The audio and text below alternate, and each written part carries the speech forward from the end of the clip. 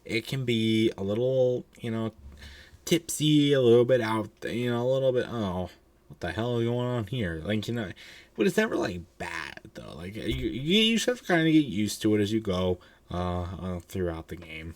It's not a big deal. I think and then go back to the characters you can play as. I think it's super cool that you can play as Bowser specifically.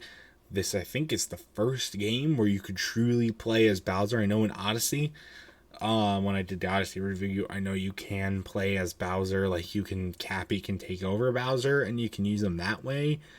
But that's not, like, truly using him as Bowser. You're kind of just taking over Bowser. This one you do just, like, play as Bowser, and he's, like, super OP in the game as well.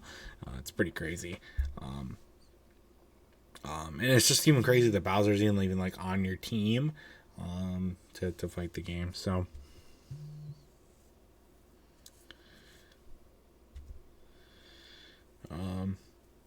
this is a lot darker of a Mario game than ones I've played before. And again, it's a Mario game, so it's not gonna be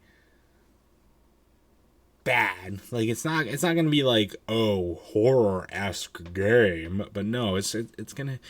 I mean, there's like a bunch of weird stuff, and this is where I think the story part of this game really, really excels over the actual, like, gameplay part. Because you get to, like, see the past, like, dead, like, Marios in hell that, like, from past, like, game overs, and, like, you get to interact with them, and that when you realize that, it's, like, creepy as shit that like, that's what you're doing. Or the fact that Luigi just turns on you later on in the game, that is it can make for some dark elements. There's a lot of other stuff I'm not even going to talk about because I don't want to. And then as far as, like, again, I think the story mainly is what carrying this game. The gameplay itself gets bland after a while. It's kind of the same stuff over and over again. And I think it's because they were combining two extremes and it kind of just mellowed out. But, that's kind of just my opinion. I didn't think it was bad, though. The gameplay is pretty good. Overall, I think I enjoy this game. I think I liked it more than Color Smash. Color Splash. I keep saying Color Smash. It's Color Splash. But it wasn't like an extraordinary game. No. But it's definitely something I would... If you can find it for a good price... I would definitely recommend picking this game up and giving it a try. So, for my final score for Super Paper Mario, I'm probably going to give it an 8 out of 10. I think it's a good game. And I had a pretty good experience with it. So, but again, that's going to do it for this review. If you've ever played Super Paper Mario, I'd love to know your thoughts about it in the comment section down below. And that's going to do it for this video. Thanks again to LikunMiffery for letting me borrow this game to play. So, and stay tuned for other much more amazing content, including more video game reviews and other awesome stuff. Until next time, I will see you guys later. Goodbye.